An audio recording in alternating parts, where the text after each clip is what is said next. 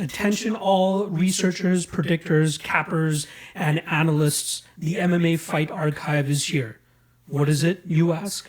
It is a database with direct links to prior fights of pretty much every fighter that has been active as of 2022.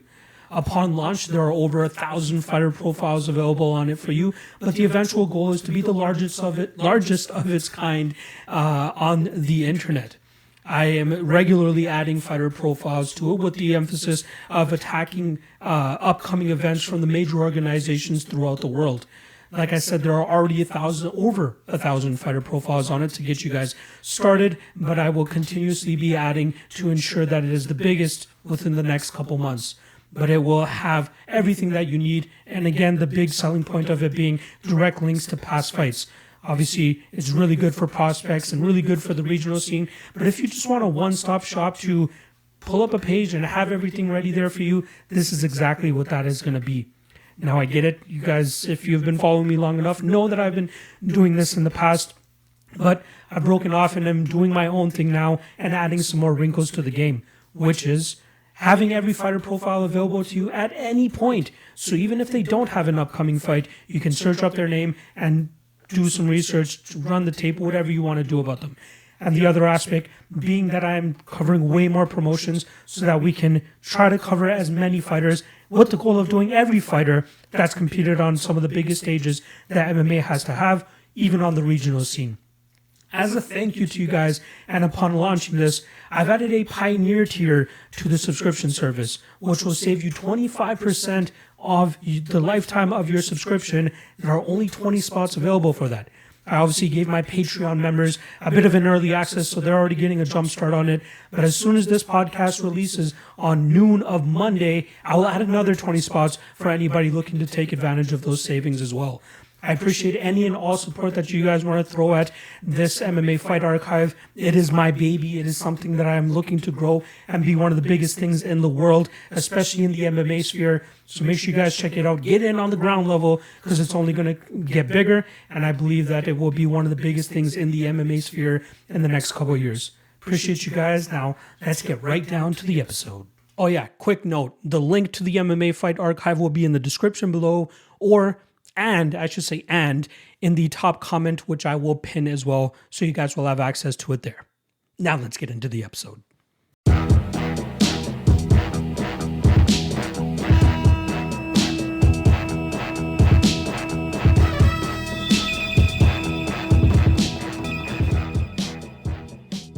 Welcome to another episode of the MMA Lockcast. I'm your host, Manpreet, aka MMA Lock of the Night, and your boy on social media at MMALOTN. This week, we're going over a pretty solid UFC 288 card headlined by a bantamweight title fight between Aljamain Sterling and former champion and returning Triple C King of Cringe, Henry Cejudo.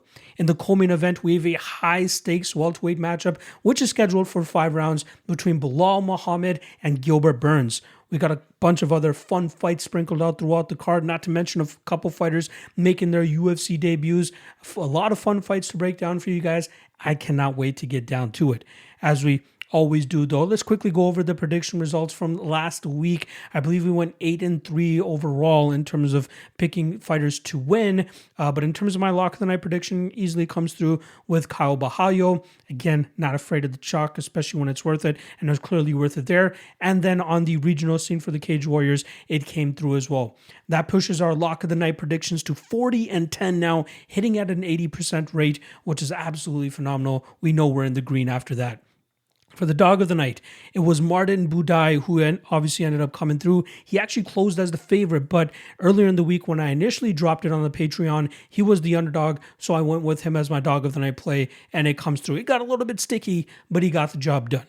On the regional scene for Cage Warriors, we had Ryan Shelley, who looked pretty damn good for the first little bit, but in the third round, Tobias Harilla was able to get to him and eventually finish him. It's unfortunate, but what can you do? Underdog does not come through. That pushes our underdog record to 24 dog of the night record. Obviously, underdog is just underdogs in general, but dog of the night, it pushes it to 24-26. As a reminder, the Cage Warriors and all the regional shows that I do, LFA, Cage Warriors, PFL are all covered on the Patreon. Link in the description below if you guys want access to that. We got Cage Warriors 154 going down this week, and as of right now, there are 18 fights scheduled for it. I'll be breaking those down throughout the week and pretty much just through the best predictions article. So again, if you want access to that, link in the description below. Not to mention an early head start on the following UFC event, which is UFC Charlotte. Those breakdowns will start dropping on the Patreon as well at the latter half of this week to give the Patreon guys the first dibs on what my thoughts are, especially after running the research. That's where you guys will find them. A quick reminder, if you skip through the MMA Fight Archive plug at the beginning of this, I'm launching it this week. Link in the description below. Top comment, it's pinned as well. 20 spots to reserve yourself, 25% off for life once you subscribe to it. Again, if you do your own research, it is a must-have, and I promise it's going to be one of the biggest things, especially with the volume of fighters that we will be having on there as well. You guys will enjoy it, especially if you do your own research. Again, 20 spots I'm opening up as soon as this podcast drops. Make sure you take full advantage of it. And lastly, just a reminder, my articles for GodzillaWins.com, the main event breakdowns usually come out on Wednesdays, and then the 3 best Moneyline bets come out on Thursday. Links to those are in the description below as well. Show those guys some love. All right, let's quit the jibber jabber in here. Let's get right into the breakdowns. We got 14 fights to get through, so let's not waste any more time. Kicking things off in the bantamweight division, we got 10-2 Daniel Santos going up against 12-2 Johnny Munoz Jr. Kicking things off on the Daniel Santos side of things, he's coming off of a spectacular victory over John Castaneda back in October in a fight that he came in as the underdog. That was largely due to the fact that he fell short in his UFC debut at UFC 273 against Julio Arce, where he was unable to catch the very elusive Julio Arce, who was able to outstrike him and win a decision that night. I believe a lot of people held on to the fact that Daniel Santos went 21% in terms of his striking land rate on 230 significant strikes, believing that he just throws recklessly with no real intentions on hitting his opponent. However, he made that completely clear that it was not the case in his matchup against Castaneda, with the way he was able to march him down, eat his early shots, recover very well, and then put the pressure back on Castaneda, eventually finishing him with a brutal knee at the ending of the second round to get his hand raised. He trains out of the same gym as former lightweight champion Charles Oliveira, and he only has 2 losses on his record right now, which further proves how highly touted this kid could actually be, considering his aggressiveness and consistent forward pressure. Not to mention his cardio and his takedown defense is pretty high level, which allows him to utilize his striking and his aggressiveness so effectively. On the flip side, for Johnny Munoz Jr., who's coming into this matchup as I believe he's a small underdog here, if I'm not mistaken, but he's coming off a very solid victory over Ludovic Sholinian back in November. Now, I might have to apologize to Johnny Munoz Jr. because I kind of shit on his striking last time around. I thought he was mainly just a kicker who was waiting for his opportunity to eventually get fights to the ground, but he showcased a very good boxing approach last time as he put together solid combinations, utilized his footwork, and utilized the forward pressure of Sholinian against him by continuously getting him to walk onto his shots. His boxing performance was very impressive, and he did gain a lot more respect for me. However, I wonder how much of that had to do with the fact that Sholinian was really not throwing much. He was moving forward, but he just wasn't throwing enough in terms of trying to get the respect from the Johnny Munoz Jr. side. But Munoz was, dealt the card that he was that night, or dealt the hand that he was that night, and utilized it pretty well and came out relatively unscathed in that matchup. Now with the 2-2 record through his first 4 UFC fights, this is a make or break fight for him to determine whether he has what it takes to break into the rankings, or if he's just going to be another middling fighter in this division that will just exchange wins and losses until he eventually gets cut. I was very happy to cash the underdog ticket on Daniel Santos last time around against John Castaneda. Now he's the favorite here against Johnny Munoz Jr., and I feel like this is a spot that he can have a similar type performance. It's all going to come down to how sharp the footwork and the boxing skills of Johnny Munoz remains. Obviously, it looked really good against Sholinian, like I said, because Sholinian wasn't really throwing much in return. But I know we're going to be getting consistent offense, consistent pressure, and consistent output from Daniel Santos. We're talking about a guy that threw 230 strikes against Julio Arce. Even though he didn't land that much, it showed that he did not get discouraged from the amount of times he was missing. He just kept on the gas pedal, and I feel like he could eventually break a guy like Munoz Jr. and potentially get the finish. Violence is another spot that you could target from this. As if Munoz Jr.'s striking is really that good, maybe he clips Santos here and puts him out as well. But I'm going to go with the favorite here. I think Santos eventually gets the finish, probably in the second or third round. Next up in the middleweight division, we got 8-3 Joseph Holmes going up against 10-3 Claudio Ribeiro. Starting off on the Joseph Holmes side, he's coming off a loss to Jung Young Park last time around in a fight that took place at the end of October. In that matchup, he got pretty much overwhelmed by the Korean fighter, who was able to continuously take him down and eventually find a rear naked choke halfway through the second round of their matchup. But I really believe that people are starting to see that Joseph Holmes, not really as good of a fighter as most expected him to be when he made his UFC debut. I've long said I believe that he has had the majority of his success due to the physicality that he brings to the table with his size, with his strength, and with the power. He only has a couple of decent wins, the most notable one being over Shante Barnes and then obviously over the journeyman Jonathan Patti. But we see in fights against even Jamie Pickett, who not a lot of people expect a lot of big things from, or, don't even think he's UFC level. Jamie Pickett was able to match the physicality of Joseph Holmes and beat him thoroughly throughout that 15-minute contest. Of course, Joseph Holmes is going to go out there and defeat the cupcake tomato can that the UFC has in Alan Namadovsky, but as a quick reminder in the Jun Young Park fight that Joseph Holmes probably is not long for the UFC roster. On the flip side, with Claudio Ribeiro, he came back off of after winning his Contender Series fight back in August to earn him his contract. It only took him 25 seconds that night to earn the contract to the UFC. He ended up getting knocked out cold by Abdul Razak Al Hassan in the second round of their fight back in January. Now, with this fight being his second walk to the octagon in 2023, Ribeiro is looking to get his hand raised for the first time in the octagon as a UFC fighter. In that fight against Razak Al Hassan, he was nullified up against the cage and wasn't really able to utilize his flashy, unorthodox striking approach, which allowed Razak Al Hassan to eventually expose him in that second round, take advantage of the fact that he wore on him in the first round, and knock out Claudio Ribeiro. Ribeiro, again, a very entertaining fighter, a lot of spinning moves, a lot of flying techniques, always looking to take your head off. The majority of his wins coming in that first round by starching his opponents relatively quickly. However, when he does get dragged into deep waters, that's when things start to get a little bit sticky for him. I get it. He does have a 5th round TKO stoppage on his record, but we do have to remember that his opponent that night was an aging fighter who had a 24-20 record. Ribeiro is a fun fighter. I'd like to call him the poor man's Michel Pereira, but I just don't know how much of longevity he has in the UFC given some of the technical shortcomings he has in his game. Look for flashing techniques from this Muay Thai specialist, but that's really about it. This is an ugly fight. I don't like Joseph Holmes at all. I'm going to be siding with Claudio Ribeiro here. But given how wacky and reckless and unorthodox Ribeiro can be at times, he is susceptible to getting clipped and finished himself. But I am going to lean with Ribeiro here. I think his speed and his kicks will be a little bit too much for Holmes.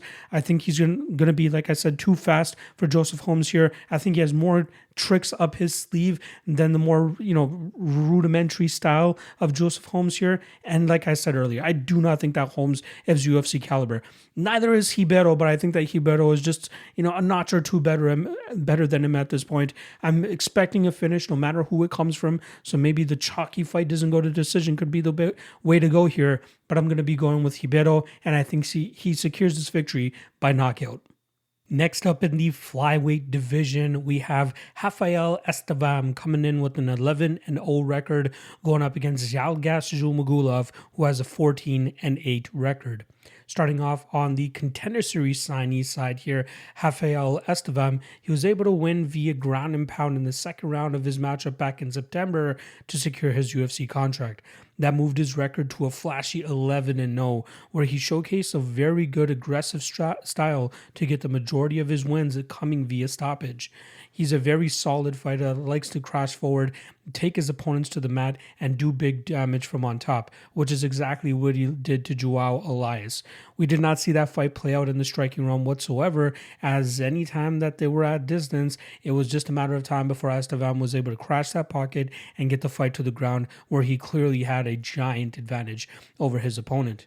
It's going to be interesting to see how that style translates to the UFC, with him facing more resistance now and guys that may not be as easy to take down. And we will likely see what his striking game is like, which is something that we don't really see a whole lot of, especially considering how much of a knack he has in terms of a knack for taking fights to the mat where he does his best work. He also trains out of the Novo União training camp, similar to Jose Aldo when he used to compete in mixed martial arts, so we know he has a good training camp and good coaching staff to help him round out his game. On the flip side, for Zhalgas Zhumagulov, he has a very unfortunate UFC record to this point. If you were to have told me that he would be 1-5 through his first 6 UFC matchups, I would tell you you're a liar. Mainly for the fact that means that there is probably a 3-fight losing streak sprinkled in there somewhere, which he is currently on, but he is on a 3-fight losing streak, but his last 2 losses have come via split decision. I believe a lot of people think he deserves to have won the Jeff Molina and Charles Johnson fights, but he did not end up coming out on top that night. I believe he, out of just impulse, ended up retiring the night of the Charles Johnson fight, but it seems like the UFC is still willing to do business with him, which is why he ends up fighting this weekend, and more than likely will try to prove himself in this seemingly last shot with the UFC. Zhumagulov was a regional champion over there in Russia with some big wins on his record over guys like Tyson Nam, Tagir Ulanbekov, and even former title challenger Ali Bagautinov. He's a solid striker who likes to move forward, crash the pocket with big combinations, a barrage of punches to try to knock his opponent down, or if he wants to take a grapple-heavy approach, that is absolutely something that he has up its sleeve that he can use effectively. He just has to figure out a way to distance himself from his opponents, because sure, we can say that he won those Molina and Johnson fights, but he didn't do much in terms of really separating himself from his opponent that night. They were close fights, and again, as many people as they want can say that Zhumagulov deserved the win, there was never really a clear moment where we're like, okay, yep, Zhumagulov deserves the victory for sure. Let's see if he can make those changes this weekend against the Contender Series debutant. I'm expecting a mean streak from Zhalgas Zhumagulov this week, knowing that he's on a 3-fight losing streak and knowing that this is likely his last chance to save his spot on the UFC roster. He's going to be coming forward with a lot of heat.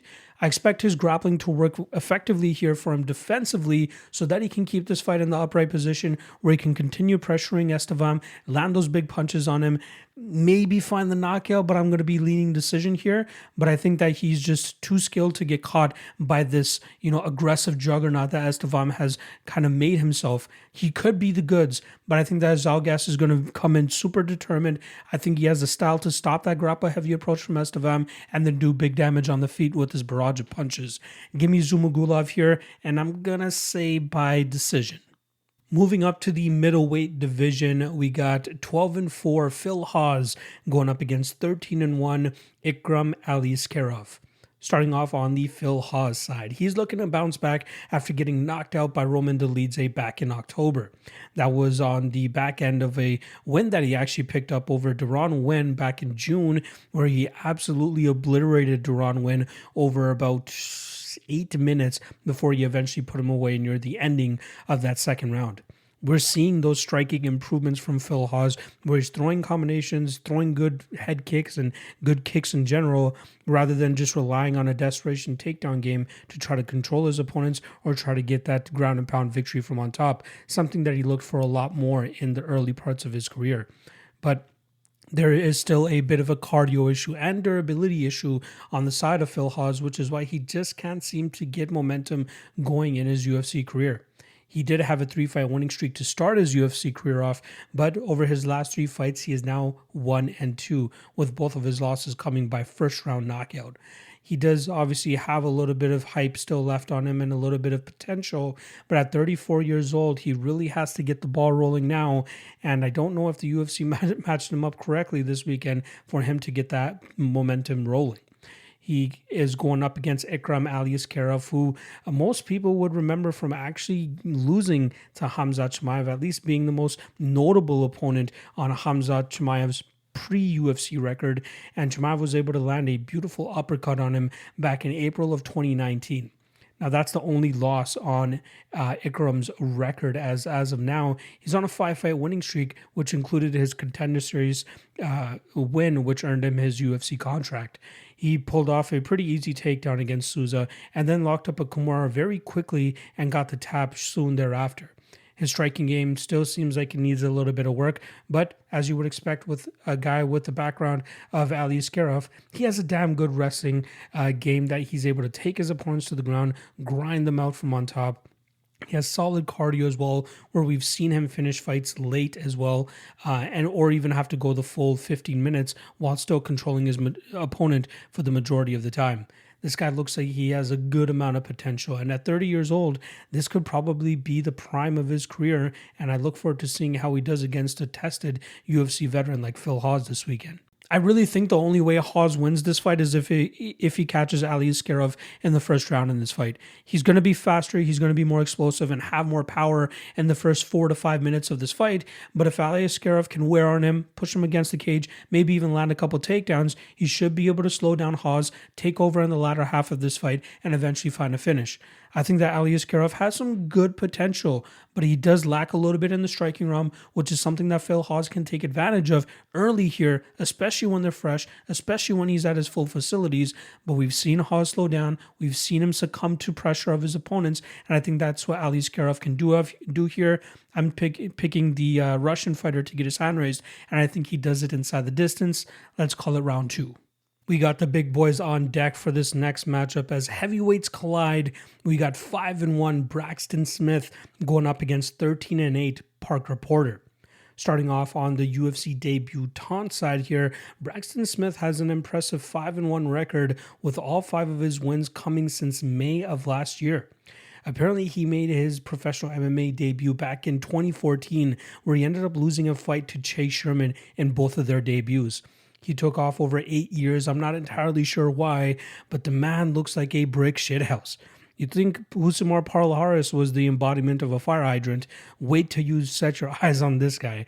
Braxton Smith is a very stocky 5'11", 275-pound heavyweight who throws nothing but heat in all of his strikes. His longest fight took him 2 minutes and 3 seconds to finally knock his opponent out, but the majority of his fights are done within a minute and a half. He's very explosive, very powerful with the strikes that he throws, but guys like that are so heavily built like him more than likely will start to slow down if he's not able to get that knockout within the first couple minutes of his fights. However, given some of the level of heavyweights that we have in the UFC at this point in time, he might be able to pull off a couple victories, provide some highlight reel knockouts, and maybe even pick up a couple performance bonuses while he's at it. But as an overall MMA fighter, I just don't see this guy cracking that heavyweight, top 5, even top 10. I just think that the other guys are way too good. They will be able to stop the big punching power that he has early here, look to drag him to the ground, and possibly have better success against him in, just avoiding the big power that he's been showcasing throughout his career thus far. On the flip side for Parker Porter, he just got knocked out by Justin Tafa back in February. It only took 1 minute and 5 seconds for Justin Tafa to find that counter left hook that starched Parker Porter and turned his lights out. Porter actually put together a solid 3-fight winning streak between 2020 and 2022 before running into Jailton Almeida back in May of last year. You can give him a pass on that loss, obviously, considering it's Jailton freaking Almeida who is actually headlining next weekend's fight night card. But then the Justin Tafa fight showcases that Parker Porter's lack of speed and possibly dwindling durability will end up being the exit to his UFC career. He needs a win this weekend, especially against a UFC debutant like Braxton Smith. Otherwise, I would not be surprised if the UFC looked to just cut him at this point in his career. He's 38 years old. He just turned 38, but on a 3-fight losing streak, and more than likely having 3 back-to-back first-round knockout losses on his record. It probably doesn't spell too good for him if he's not able to get his hand raised this weekend. As much as I want to pick my guy Parker Porter here, I just don't think he's going to be able to evade the big strikes that are coming his way from Braxton Smith. I think Smith is heavily capped in terms of his success at the UFC level. This might end up being his only win as well. I could see Parker trying to come in and tie up Braxton and wear on those muscles and start to take over later in this fight. But given that we're getting a decent enough underdog price on Braxton, although I would likely target the knockout prop more than anything, because there's no way this guy has a gas tank to go longer than 3 minutes. But you're getting good plus money. You're getting good plus money on the knockout spot. But even the under 1.5 round, -150, -160, at least at the time of this recording, is a good spot. I think that Braxton will significantly slow down after the 3-minute mark of this fight, and Parker Porter could pick it up and eventually get him out of there, probably finish him with a barrage of strikes. But I just don't know if Parker can deal with that big power like he couldn't deal with the big power from Justin Tafa just a couple months ago. I'm expecting Braxton, again, this might end up being his only UFC win, but I think he can put that big power on Parker Porter early here and knock him out. Give me Braxton by first round knockout, but under 1.5 is probably what I'll like the most in this fight. From the heaviest weight class, we go all the way down to the lowest weight class in the UFC. We're going to be talking about the women's strawweights here with 16-2-2 Marina Rodriguez and 18-3 Virna Jandiroba. Starting off on the Marina Rodriguez side, she's coming off of a main event loss to Amanda Lemos back in November. That was on the back end of 3 straight main event wins for her over Michelle Waterson-Gomez, Mackenzie Dern, and Yan Xiaonan, but Amanda Lemos' power ended up being too much for Marina Rodriguez. Now, I thought that was a very good fight for Rodriguez to get her hand raised. However, the very slow-paced style in those first 2 rounds allowed Amanda Lemos to keep that power sustained over the course of 10 minutes and eventually uncorking that knockout blow in the 3rd round to put Marina Rodriguez away. Rodriguez, at her best, utilizes her footwork and her combination striking to put big power on her opponents, and at this point in her career, she's done a very good job in terms of nullifying the grappling success her opponents are having against her. That has kind of been the bane of her UFC career when opponents are able to get their grappling going. But with experience comes improvements, and that's exactly what we've been seeing from Marina Rodriguez over the last 2 to 3 years that she's been in the UFC. On the flip side, for Virna Jandiroba, she's on the back end of a win over Angela Hill last year, where she was able to utilize her grappling to get her hand raised in that matchup. She showcased that night that she could still get fighters to the ground and do decent work from that top position and win opportune moments, or at least significant moments, that the judges will end up still giving her the decision victory. Her striking has never really been her strong suit, but she's managed to utilize it effectively enough to crash the pocket and eventually get takedowns on her opponents, where she's able to do solid work from on top. She's one of the best BJJ specialists that we have in the women's strawweight division, and I believe it was really when she fought Mackenzie Dern where we saw 2 of the best BJJ specialists go at it. We didn't really see them mix it up in the grappling realm that much, as Mackenzie Dern showcased superior striking that night to eventually win that fight by decision. Jandiroba could still have some decent wins up her sleeve, but she really relies on being able to drag fights to the ground so that she can get her hand raised in her matchups. It's tough to have major confidence in this matchup, given that I believe Virna needs a little bit more work on her wrestling game. I think Marina Rodriguez could do a good enough job in terms of keeping Jandiroba on the edge of her punches, keeping her on the outside, utilizing her kicks to maintain that distance, keeping her at bay, and then uncorking with some 1, 2, 3 combinations on the feet so that she can damage and batter Virna Jandiroba. Should this fight hit the mat, it's Jandiroba's world. That's why I'm a little bit skeptical in terms of being so confident on the Rodriguez side here. I won't hate anybody taking the underdog shot on Jandiroba. She's skilled. She could potentially get this to the ground, but I'm hoping from the improvements that we've been seeing from Rodriguez over her last several fights, she'll be able to keep this fight upright, land the more significant strikes, and get her hand raised by decision. We got welterweights up next as we got 13-3 Chaos Williams going up against 14-1 Rolando Bedoya. Starting off on the Chaos Williams side, it's going to be a year almost, or at least a day shy of a year since the last time he stepped in the cage, which was a split decision loss to Randy Rude Boy Brown. That was a close fight where Chaos Williams had some success of his own in the early goings of that matchup and even had a solid moment in the third round, but it was Randy Brown who was able to put together much better overall moments and looked like he was winning the majority of that matchup. It was a close fight, but it was a reminder to Chaos Williams that he still has a little bit to go in terms of making the improvements required to be successful at the top level of this welterweight division. Now, don't get me wrong, he is a far cry from the raw fighter that we saw back in 2020, who came off of quick victories over Alex Morono and Abdul Razak Al Hassan before he ended up falling victim to the wacky style of Michel Pereira. However, Chaos Williams, like I said, has been making improvements, utilizing his power and harnessing it in an effective way where he doesn't just have it early, he can sustain it over 15 minutes to remain a threat to his opponent the entire time so that he can put combinations together, continue to march them down, and even if he doesn't get the knockout, he's still able to go out there and win solid minutes to eventually get his hand raised. Like I said, though, in his last matchup, he was just a little bit out-finessed by Randy Brown, who proved to be the overall better technical striker that night. On the flip side here, the UFC debutant Rolando Bedoya brings a very fun striking style to the UFC octagon. I don't think they could have matched him up better for this welterweight debut against a guy like Chaos Williams, and I'm expecting just that, chaos. Bedoya has a very solid winning streak going right now as he only lost his fourth ever fight and since then has been undefeated. I believe that's 11 straight victories that he's managed to get his hand raised in, and he's been finishing a lot of his opponents as well. He just hasn't been the most active as of late, as there have been a lot of different circumstances that has kept him out of action. This is going to be his third fight since the COVID era, and you got to wonder what that layoff will potentially do for him, especially with the huge step up in competition he's going to be taking compared to what he's used to fighting on the regional scene. If you just look at the record of his opponents from the past, they don't look that bad. But then you realize that a lot of those guys are going up against the tomato cans of the Latin America fighting scene, and he's just beating some of these guys that are, not really all that great.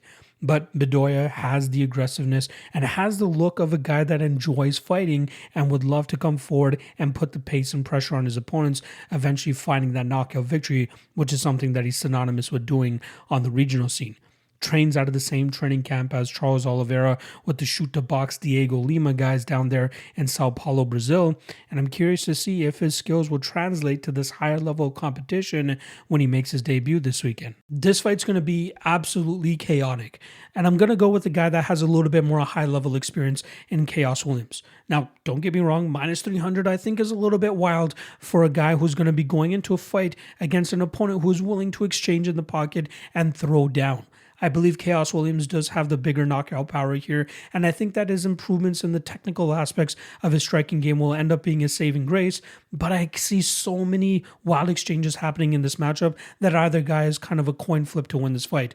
There is some value on the Bedoya side, in my opinion, but I think the taking the chalk on the fight doesn't go to decision. Probably going to be the best way to go here, but I'm going to go with the guy that's a little bit better or a little bit more battle tested and has been a little bit more active during this COVID era as well. Give me Chaos Williams by knockout, probably in the second round. Moving up to the heavyweight division, we got 11-3 Kennedy Nzechukwu going up against 14-7 Devin Clark. Starting off on the Kennedy Nzechukwu side, he's coming off of a victory over Iwan Kutelaba where he knocked him out in the second round back in November. That's 2 straight victories now for Kennedy Nzechukwu, who is on the back end of a 2-fight losing streak. He's been able to finish his last 2 opponents, one by elbows from back mount against Carl Roberson, a fight where he took a very solid grapple-heavy approach, wore on Roberson, and then eventually finished him in the third round. And then in the next fight against Iwan Kutelaba, got a little bit out-grappled in the early going of that matchup, but then in the second round, Kutelaba was unable to secure another grappling dominant position, which allowed Kennedy Nzechukwu to let loose on big punches and big knees, which was the ultimate ending for Iwan Kutelaba that night. And Nzechukwu, I've long believed, is just still a very raw fighter, but he's been making improvements over the last, year or two of his career. A lot of that can be credited to his coach, Saif Sayoud, down there at Fortis MMA. I think he's a solid fighter, and he's really starting to come into his own, utilizing that big frame that he has for the light heavyweight division, harnessing his strikes, and utilizing his power now compared to that, pitter-patter style that he had from the early parts of his career. He's a big, strong guy that's really grown into his body now. And at 30 years old, you got to believe that he's trying to set himself up for a run amongst the ranked light heavyweights. And we'll see if he can continue that run this weekend against his opponent, Devin Clark, who is looking to get a win streak going as well. Through 15 fights in the UFC, Devin Clark has had a roller coaster of a career thus far. He's 8-7 through those 15 fights, never having anything longer than a 2-fight winning streak. He's trying to get another 2-fight winning streak going this weekend after he was able to pick up a decision victory over Da Un Jung back in February. Pretty quick turnaround here with him fighting 3 months later. But in that Da Un Jung fight, we saw him use his patented grapple-heavy approach. He wasn't able to complete a lot of takedowns that night, but or at least even get a lot of control in terms of on the ground. But he did a very good job in terms of pinning Da Un Jung up against the cage, doing his small chippy choppy shots to try to just stay active and land damage on Jung. And he did a great job in terms of nullifying the big power that was coming his way as well. I can never really get the Devin Clark fights right, because sometimes he just goes out there and gets finished almost immediately, and then other times he takes big shots from his opponents and continues to move forward with his grapple heavy approach and clinch heavy approach and win decisions. Like, you'd expect him to get finished by guys like Alonzo Menefield and William Knight and even Da Un Jung in terms of the power that those guys bring, but he was able to walk through all their shots and implement his game and still get his hand raised. But then he goes out there and loses to guys like Iwan Kutilaba, Anthony Smith, and then Azamat Mirzakhanov, which is not a bad loss considering he's still undefeated to this point. But Devin Clark, a wild card, very tough fighter to read, but we know what his strengths are. We'll see if he can implement it once again this weekend over Kennedy and Nzechukwu. Like I said earlier, it's so hard for me to get a Devin Clark fight right that I have very little confidence in this matchup. But I'm going to go with the Kennedy and Nzechukwu side here to bring Devin Clark's record or UFC record back to 500 at 8-8. I think Kennedy will be able to nullify the majority of that clinch and grappling success from Devin Clark. It might be sticky early, but I think the longer that this goes, we'll see Kennedy be able to keep this fight at distance and then eventually land big enough shots to get Devin Clark out of there. I think that Clark still has durability issues. It will show itself every now and then. And I think Kennedy has gained enough confidence throughout his UFC career now that he believes in himself and that he believes that he can put these guys away. I think that he'll do that here against Devin Clark, or Clark just ends up grapple fucking him up against the cage and winning this fight by decision. But in terms of prediction, I'm going to go with the I believe Nigerian Nightmare is Kamaru Usman. I was going to call that Kennedy. I know that Kennedy is from Nigeria as well, but I'm going to go in Nzechukwu here by late first round stoppage. We got the prelim headliner up next here, and it takes place in the lightweight division. We got 26-11 Drew Dober going up against 10-3-1 Matt Steamroller Frevola. Starting off on the Drew Dober side here, he's on a run. He's on a 3-fight winning streak now, which is the longest that he's had in the UFC, a winning streak that he's seen 2 times before. Let's see if he can finally break through and get that 4th straight victory, something that has eluded him throughout his UFC career. He's a veteran at this point in time, as his first UFC fight came back way back in November of 2013, so he's coming up on the 10-year anniversary of his UFC debut. But he's been on a pretty solid roll as of late, with victories over Terrence McKinney, Rafael Alves, and most recently Bobby Green back in December, all coming via finish. Drew Dober has been a very solid striker. I believe he had a Muay Thai background coming into the MMA game, but he's putting together a solid grappling heavy approach whenever he requires it. But don't get me wrong, the vast majority of his success comes from his striking, his explosiveness, his speed, and his tenacity in terms of always being able to crash the pocket with big strikes. He was getting touched up, let's be honest, by Bobby Green for the better part of 6-7 minutes of their matchup. But it seemed like Dober was getting closer and closer with the big shots that he was trying to throw at Bobby Green, eventually landing on him with the beautiful left hook midway through the second round.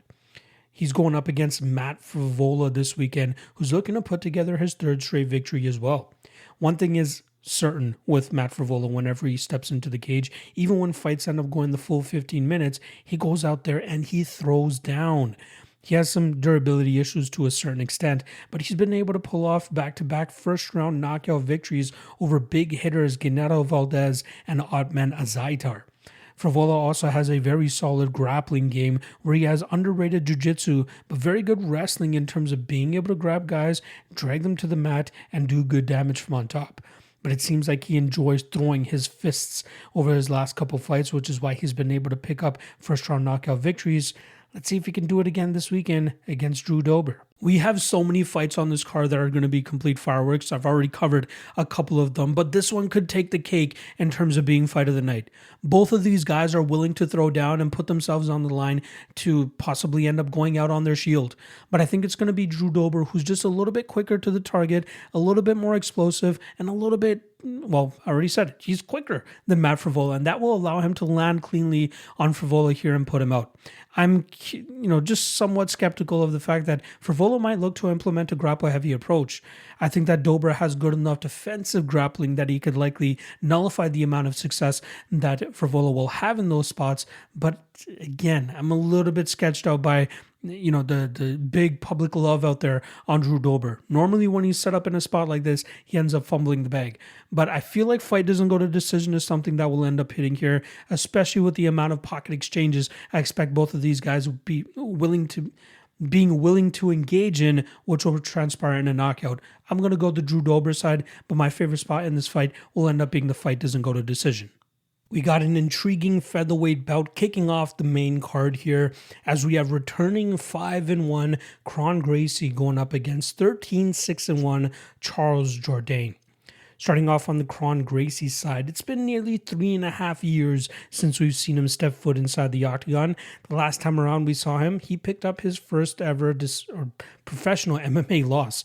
I don't know if it's picked up, I guess I should say dropped his first ever professional fight as he lost to Cub Swanson, who was able to pretty much dance around him and beat him up on the feet. It was a very weird style that we saw from Gracie as he only attempted 2 takedowns in the final frame of this fight. 0 through the first 10 minutes of the fight, which is absurd considering how high level of a BJJ black belt he is and knowing that the majority of his success would come from being able to get fights to the ground and looking for that submission. But he was already too beat up and slowed down by the time that he started looking for takedowns in the latter half of this fight, which allowed Cub Swanson to get his hand raised pretty easily that night. Hopefully, Gracie has been working on his wrestling and even working on his striking to the extent that he could crash the pocket with some punches to eventually drag fights to the ground. Because he is a fun jiu-jitsu player to watch. And at 34 years old, if he's still fighting, he probably has hopes that he can make it to the top of this division. But he's really got to hone in on utilizing his advantages in his matchups. So I'm curious to see if he's made those improvements over the last 3.5 years and if he can implement them effectively enough. On the flip side, for Charles Jourdain, this guy doesn't say no to anybody. He's on a 2-fight losing streak to Shane Burgos and Nathaniel Wood, and now takes another dangerous fight in Gracie. Jourdain is a guy that I've been following since the amateur scene, and he's always been exciting, just as he showcased over his last couple of fights. Obviously, he got a little muzzled by Nathaniel Wood last time around, as Wood did a great job in terms of striking with him and then blending in his takedowns behind it to nullify Charles Jourdain on the mat. That has been Charles Jourdain's kryptonite in his career. That's why we saw striker Shane Burgos look to utilize his grappling to get his hand raised against Jourdain back in July, and that was the best and easiest way to beat Jourdain. We've seen many fighters in the past utilize that approach, but Jourdain will likely always have a spot on the UFC roster as long as he doesn't really go on a maybe 4 or 5 fight losing streak, considering he always brings the entertainment, flashy strikes, and is just known to put on a show every time he steps inside the cage. But he's really got to round out the rest of his game. He can't just be a flashy, entertaining striker if he hopes to maintain his position in the UFC roster. I'm hoping that the Cub Swanson fight was a big learning lesson for Kron Gracie. He cannot have only 2 takedown attempts in a fight and expect to be successful in it, unless one of those 2 attempts is successful and he ends up getting the submission. That's one way. But I'm hoping that he showcases more of a aggressive takedown approach here. He doesn't have to be super technical about it. Just get his hands around his opponent, push him up against the cage, and it's just a matter of time before they eventually give up their back. And that's what I think Charles Jourdain will eventually end up doing here. We've seen it time and time again that the grapple heavy approach is the way to beat a flashy striker like Jourdain, and I feel like a guy as high level as Kron Gracie can eventually find him in one of those positions and lock up a submission. It's a tricky thing to try to trust a guy that's been coming off a 3.5-year-long layoff like Kron is, but given how smooth he is in the jiu-jitsu realm, let's just hope that he has this aggressiveness to him that will get him into that clinch and eventually find himself a submission. Give me Kron by submission, round 1. Sticking with the featherweights here, we got 16-0 Movsar Evloev going up against 15-1 Bryce Thug Nasty Mitchell. Starting off on the Evloev side, he's finally getting the respect I have long believed he's deserved, especially with higher level opponents and higher ranked opponents finally accepting to fight him. Last time around in June, we saw him destroy Dan Ige on the feet, and Ige actually had a little bit of success of his own. Actually, sorry, I'm getting it confused with the Duadu fight, as Duadu had success in the 3rd round against Evloev after landing a couple big shots, but Movsar Evloev pitched pretty much a perfect game against Dan Ige, outstriking him and outgrappling him. Evloev, in my opinion, is one of the top guys in this featherweight division who is not getting enough credit given his skill set. For God's sakes, the guy is 16-0.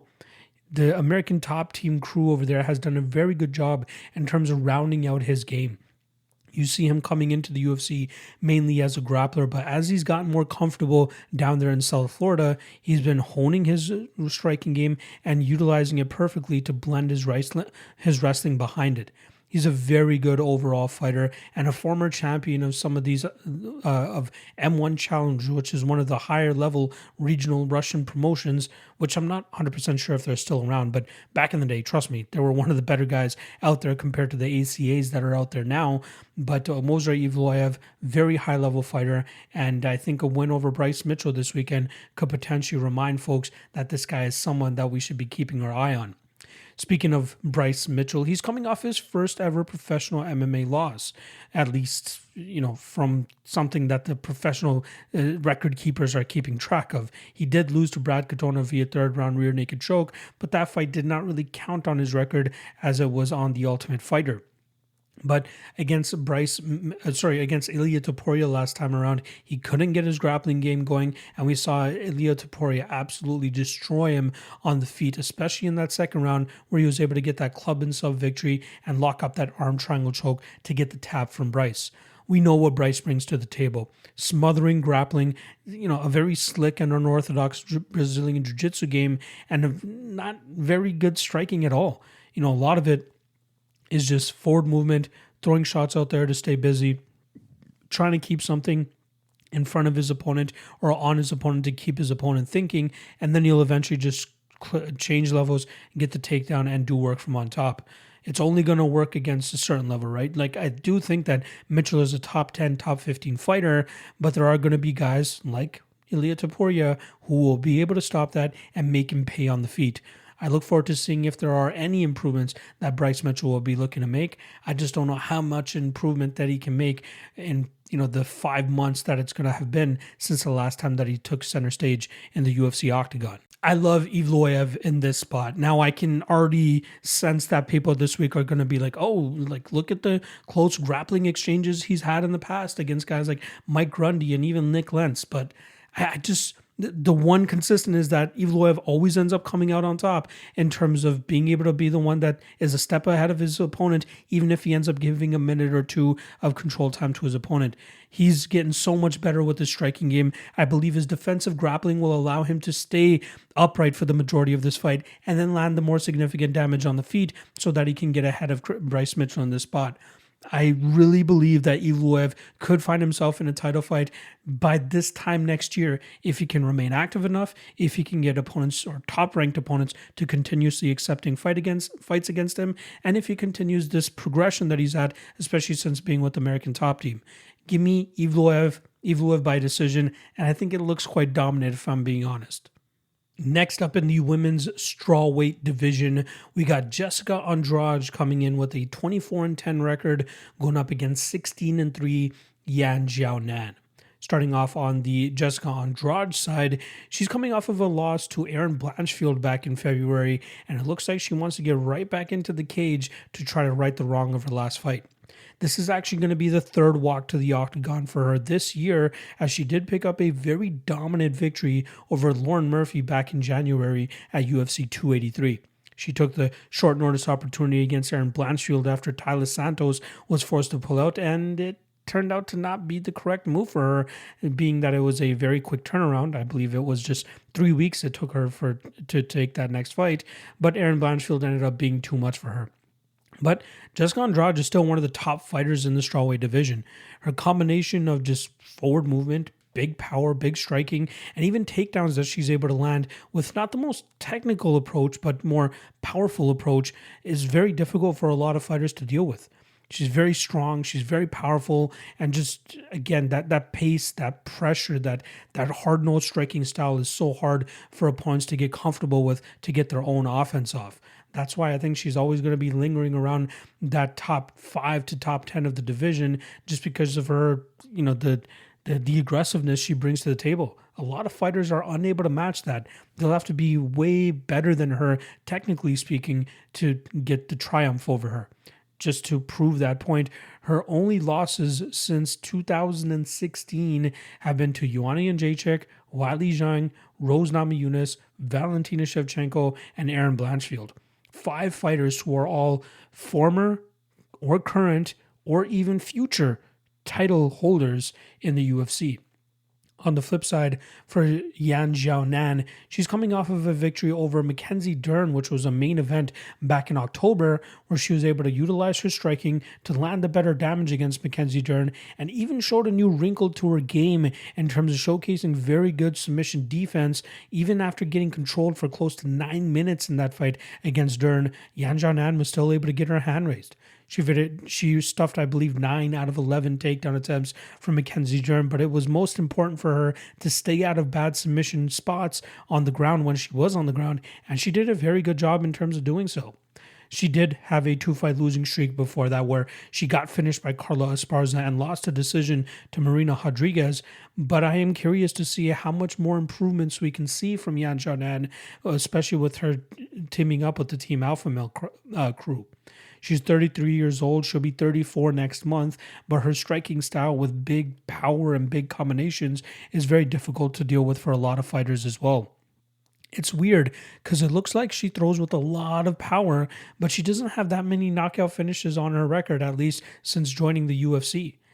She doesn't have any wins by knockout since joining the UFC. All, 3, 6, 7, I believe it's 7 wins, 7 or 8 wins that she's had in the UFC, all of them coming by decision, but all of them being focused around a striking heavy game plan.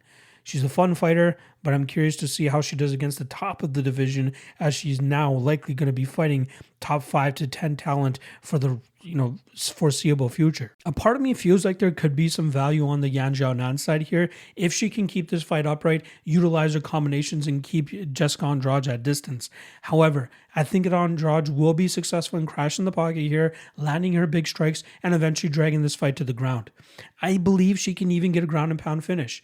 There are people that will be like, hey, we had Mackenzie Dern get 9 minutes of control time against Yan and she was unable to get the finish. What makes you think that a girl like Jessica Andrade will be able to do that? Well, Carla Esparza was able to get a TKO over Yan Xiaonan. And I'm sure that Yan has improved since that fight, but I think that the strength and the top pressure that Jessica Andrade brings will be difficult for Yan to deal with. That will allow Jessica to get into a dominant position, start raining down big blows, maybe even open up a submission opportunity for herself.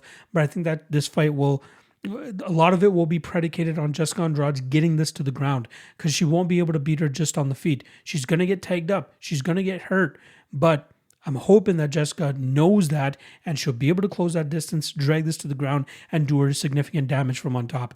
Give me Andrade via ground and pound. Up next is a short notice 5-round welterweight matchup that has very high stakes attached to it. We got 22-3 Belal Muhammad going up against 22-5 Gilbert Burns. Starting off on the Belal Muhammad side, who is on a very solid run since taking his last defeat in January of 2019 at the hands of Jeff Neal. Since then, we've seen him rattle off 8 straight victories, as we also have a no contest sprinkled in there against now champion Leon Edwards. But Belal Muhammad has been improving at an extremely fast rate and showcasing that he's deserving of a welterweight title shot. However, for some reason, whatever it might be, the UFC is not convinced that he deserves it, but a showcase bout here against Gilbert Burns will more than likely be what he needs to convince the UFC brass that he is more than deserving of that title shot. The most convincing aspect, at least to this date, is the fact that he took the O away from Sean Brady last time around by defeating him via TKO in the second round. That fight took place at UFC 280 back in October, but it has been, the last thing amongst the very impressive resume he's been putting together over the last couple of years. We're talking about avenging a loss to Vicente Luque, completely shutting out Stephen Wonderboy Thompson, and doing great work against a guy like Damian Maia. But Belal Muhammad is showcasing something that I really enjoy seeing from the top of guys at the welterweight division. Kamaru Usman in his prime and Colby Covington very much relied on a grapple-heavy approach, cardio-heavy approach, but a lot of pressure and volume to keep their opponents on the defensive. I believe that is what it takes to get your hand raised at this point in the welterweight division, although Leon Edwards did a great job in terms of stuffing the takedowns and that pressure of Kamaru Usman to get his hand raised last time around. But I believe that is a very good style that Belal Muhammad uses, taking from those guys that I mentioned previously and implementing it into his own game plan. Not to mention, the guy has the gas tank to go 25 minutes if required to really put the pace and pressure on his opponents and win just off of volume. If his durability is in check and his cardio is in check, he will more than likely always be a tough out for the top 5 of this division. On the flip side, for Gilbert Burns, he's making a quick turnaround as he actually just fought last month at the last pay-per-view at UFC 283, where he dismantled Jorge Masvidal over 15 minutes.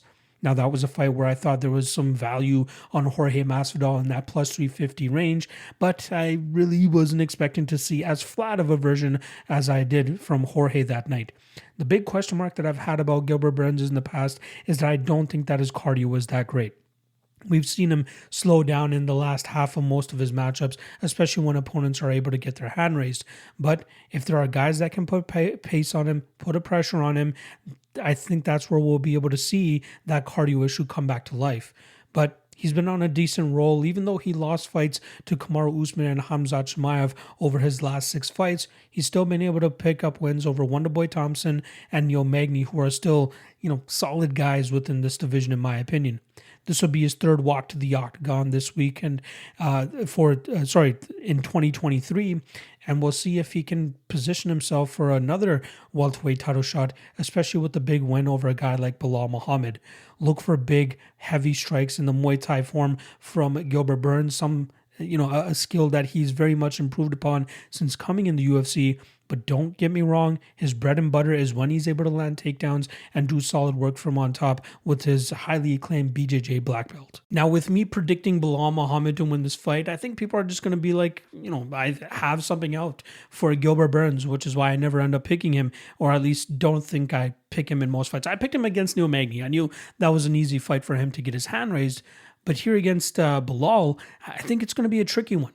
As long as Belal can keep his durability about him, as long as he can roll with the shots and not get finished in the early goings of this matchup, I think his pace, pressure, cardio, and just pace, I think I said pace twice. But either way, that's what this fight's going to be about. Pace, staying in Gilbert Burns' face, not letting him breathe. That's why I thought Masvidal, I thought his takedown defense would be good enough so that he can do his work on the feet, but it just seemed like he was completely flat. But I'm expecting a much better version here of Belal Muhammad to expose the cardio disadvantage that Gilbert Burns will have in this fight. And just to expose that Gilbert Burns is not as great as most people think. Like, he's a good fighter. He's a top 5 to 7 welterweight. But I think he struggles against guys that can implement what Belal Muhammad can do.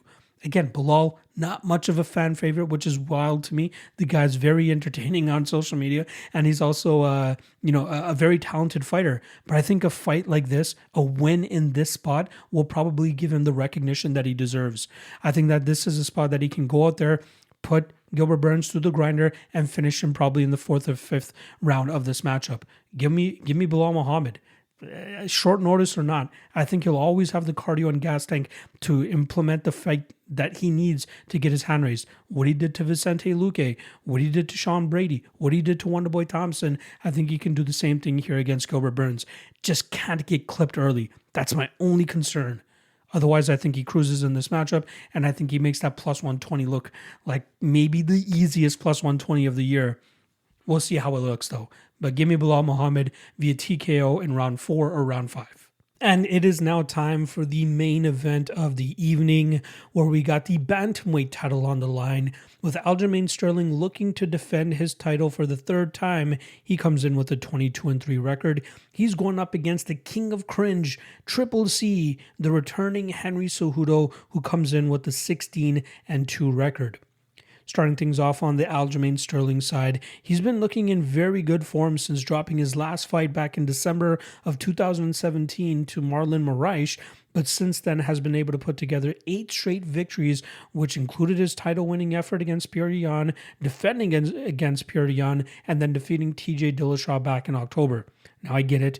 I should maybe put an asterisk beside that first Petr Yan fight, given the way that fight went down and him winning the title via illegal knee.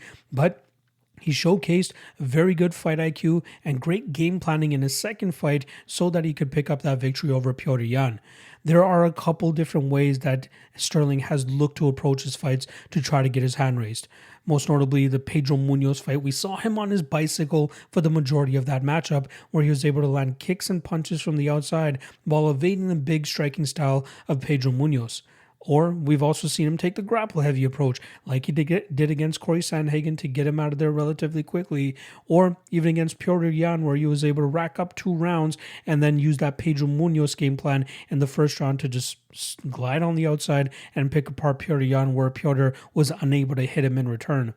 And then the TJ Dillashaw fight, that one kind of has an asterisk beside it as well, considering that Dillashaw came in there with a compromised shoulder, and we could tell that he was injured pretty much within the first 2 minutes of that fight.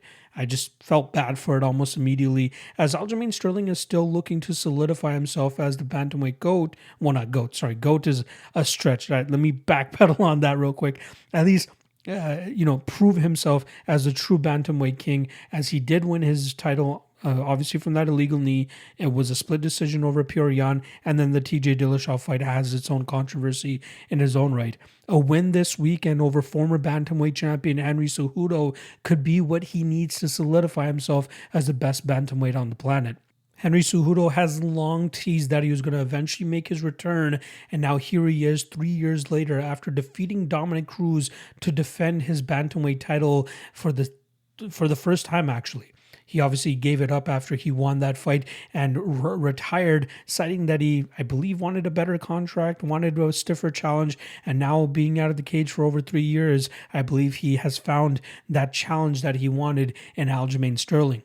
Cejudo, obviously known for his Olympic wrestling background, showcased a very good striking style throughout his career, and showcasing that the guys over there at Fight Ready have really rounded out his game, which has made him so successful. So successful to the point that he beat his arch nemesis Demetrius Johnson for the flyweight title back in August of 2018, defended it against TJ Dillashaw, and that's when he started his campaign up there at bantamweight. It's unfortunate that it was short-lived, as he only had 2 fights, beating Marlon Moraes and Dominic Cruz, and I think a lot of people would have loved to see him go out there and defeat some of the other top-flight bantamweights, even Petr Yan, when Yan was in his prime. But at 36 years old, Triple C is trying to come back and try to be quadruple C, as I believe the plan for him is if he beats Aljamain Sterling, he wants to move up to featherweight to try to take on Alexander Volkanovski. But he has a stiff test in Aljamain Sterling. He's going to have to utilize his grappling defensively if he looks to get his hand raised in this matchup, and also look to utilize his big power punching style and his calf kicking game to try to beat him on the feet as well. I'm very much looking forward to seeing if there are any new wrinkles to Henry Cejudo's game and how this 3-year layoff could have potentially impacted his performance when he steps inside the cage. I'm having a hard time thinking that Aljamain Sterling can secure that back control like he did against Petr Yan here against Henry Cejudo. Cejudo is very difficult to get a hold of and even more difficult to try to win wrestling and grappling exchanges against him. Aljamain Sterling is obviously one of the best when it comes to Brazilian Jiu-Jitsu and controlling guys, the human Jansport as he calls himself. But I think that Cejudo is explosive enough. He's wiry enough in terms of just staying away from those types of positions and then landing his big strikes with his striking, with some good, with his punches, with his kicks. That calf kick, I think, is going to be very important for him to implement here against the longer Aljamain Sterling, who could even look to try to utilize that Pedro Munoz style to win this fight, staying on the outside and using his kicks so that Cejudo can't reach him. But I think he's going to struggle to deal with the speed of Cejudo, the explosivity of Cejudo, and then the defensive grappling of Cejudo. I'm hoping that Cejudo hasn't regressed too much after being out of the cage for as long as he has. But if he comes by even 90% of what he used to be, I think he has a very good performance here and makes it kind of look easy against Aljamain Sterling. And I think that he could even produce a knockout for Cejudo in the spot. So give me Cejudo and you against Aljamain Sterling. I'm going to say knockout, probably third or fourth round of this matchup. And there you guys go. All 14 fights broken down for you. Hopefully you guys enjoyed the breakdowns, as I'm assuming most of you always do. A reminder that the MMA Fight Archive is now live. Link in the description below. Top comment as well. If you get there early enough, you might be able to get one of those 20 spots available for the discounted 25% off for the lifetime of your subscription. Check it out. If you do your own research, it is a must-have. I promise you will not be disappointed. All right. Again, later this week, Thursday, Lockheed Trinity, which I really got to get back on track. It's just some small slip-ups that just keep fucking it over, but I'm got to get a dub this weekend. And then Friday, 3 best prop bets. Looking to cash a couple more props for you guys. And yeah, that's pretty much about it. Appreciate all the love. Appreciate all the support. Have a great week, guys, and I'll see you guys on Thursday. Peace.